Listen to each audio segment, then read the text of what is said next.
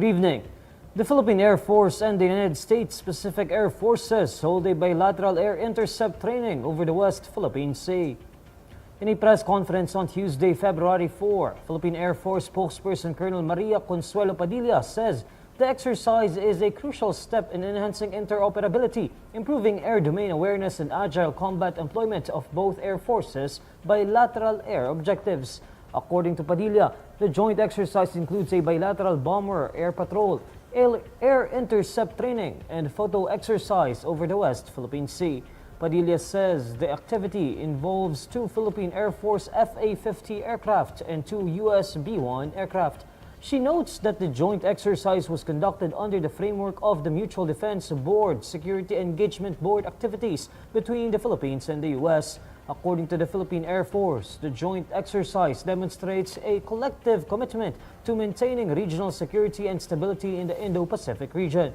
Earlier Tuesday, U.S. Pacific Air Forces Chief of Staff Brigadier General Shane Vesely visited the Philippine Air Force headquarters in Pasay City for a courtesy call on Philippine Air Force Vice Commander Major General Aristotel Gonzalez. The Philippine Air Force and U.S. Pacific Air Forces likewise convened for the 13th iteration of then airman-to-airman talks, which aims to discuss enhanced security cooperation that contributes to regional stability. The 2 Chinese vessels previously monitored off Pangasinan have now exited the Philippine Exclusive Economic Zone, according to the Philippine Coast Guard.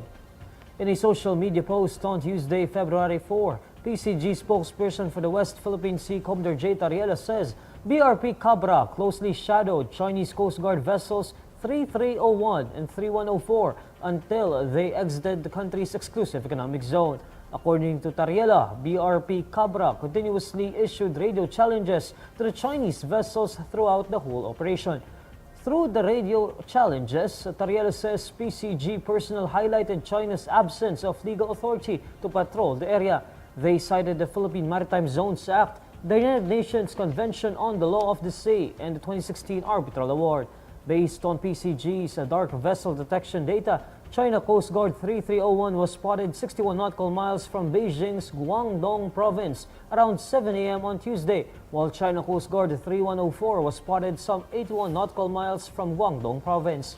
The PCG on Sunday, February 2, dispatched 2 of its vessels along with the PCG Islander aircraft to address the illegal presence of the China Coast Guard ships off Pangasinan. Beijing continues to claim sovereignty over almost the entire South China Sea, including most of the West Philippine Sea, despite the 2016 arbitral ruling that effectively dismissed its claims and ruled in favor of Manila. The Department of Agriculture says it will further slash the maximum suggested retail price for imported rice. From 58 pesos per kilogram, Agriculture Assistant Secretary Arnel de Mesa says the maximum SRP for 5% broken imported rice will be 55 pesos per kilo starting tomorrow, February 5. The DA imposed the maximum SRP for imported rice in public and private markets on January 20, initially within the National Capital Region. According to de Mesa, it will then be implemented nationwide by February 15. The DA plans to slash the maximum SRP further in the coming weeks after the periodic review. Meanwhile, de Mesa says the food security emergency on rice will be lifted as soon as possible. Under the food security emergency on rice, the National Food Authority's rice stocks will be sold to local government units, government-owned and controlled corporations, and other government agencies for 33 pesos per kilo. NFA rice stocks will eventually be sold to consumers for 35 pesos per kilo. Agriculture Secretary Francisco Tiu Laurel Jr. declared a food security emergency on Monday, February 3 to address the extraordinary rise in retail prices of rice. Based on the DA's price monitoring, the price of imported commercial rice can go as high as 61 pesos per kilo as of February 1, while local commercial rice prices can reach 63 pesos. Rice at Kadiwa centers are sold at 38 pesos per kilo. Senate President Cheese Escudero refuses to comment on rumors that the House of Representatives is slated to transmit to the upper chamber the impeachment complaints against Vice President Sara Duterte this week. In an ambush interview on Tuesday, February 4, Escudero says he will not comment on the matter as long as the impeachment complaints have not yet reached the Senate. Escudero was likewise pressed to disclose whether or not the petition's transmission to the Senate can happen before the Congress adjourns its session on Wednesday, February 5. However, Escudero says the power only lies with the House of Representatives right now, noting the Senate will only act on its role once the raps are transmitted. Asked if there is prior communication between the House and the Senate regarding the matter, Escudero simply says there is none. According to Escudero, there are no ongoing preparations in the Senate for the possible impeachment trials against Duterte.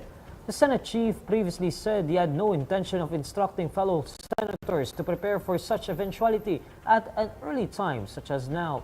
3 separate impeachment raps have so far been filed against the Vice President in the lower chamber. House Secretary General Reginald Velasco said on Monday, February 3, that the 3 petitions will be forwarded to the office of the Speaker this week. Show cause orders were issued against social media vloggers and content creators who were invited but skipped the House of Representatives Tri-Committee hearing on the spread of fake news. At the hearing of the 3 panels on Tuesday, February 4, the committee's secretariat says over 40 social media personalities were invited, but only 3 showed up. Lawyer Ricky Tomotorgo, columnist and Publicis Asia founder Malu Tikia, and the vlogger Mark Gamboa.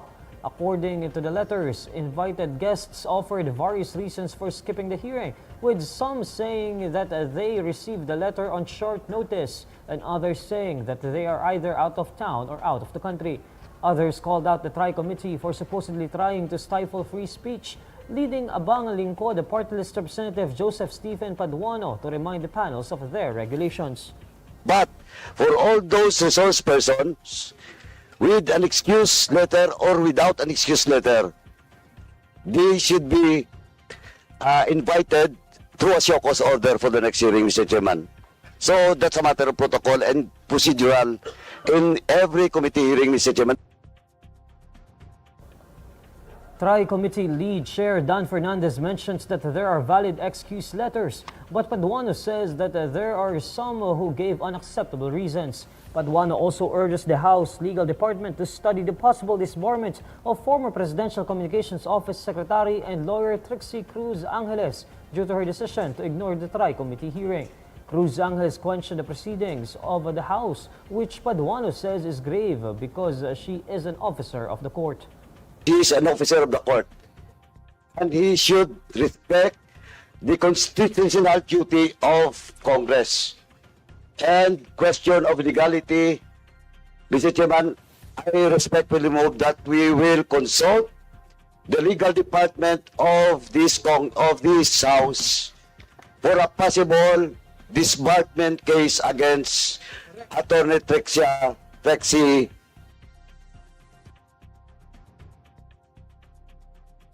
He is an officer of the court. District Representative Robert Ace Barbers reiterates that the hearings are not meant to stifle free speech, but to set standards and regulations to avoid the spread of disinformation and misinformation. President Bongbong Marcos names retired Major General Isagani Nerez as the new chief of the Philippine Drug Enforcement Agency. In a message to reporters, Executive Secretary Lucas Bersamin says Nerez took his oath at Malacanang on Tuesday, February 4. Nerez is replacing Moro Virgilio Lazo as PDEA chief. In 2022, Nerez was appointed by Marcos as Undersecretary of the Office of the Presidential Advisor on Military Affairs. Nerez, also a lawyer, is a member of the PMA Maharlika class of 1984 who served in various capacities in the Philippine National Police units. Nerez likewise served as the Baguio City Police Office's Chief Superintendent of the Cordillera Police Regional Office. And these are the stories you need to know today. I'm Neil Mercado. Follow INQUIRER.net on Facebook, X, YouTube, TikTok, Instagram, and Reddit. For more stories, visit INQUIRER.net. Good evening.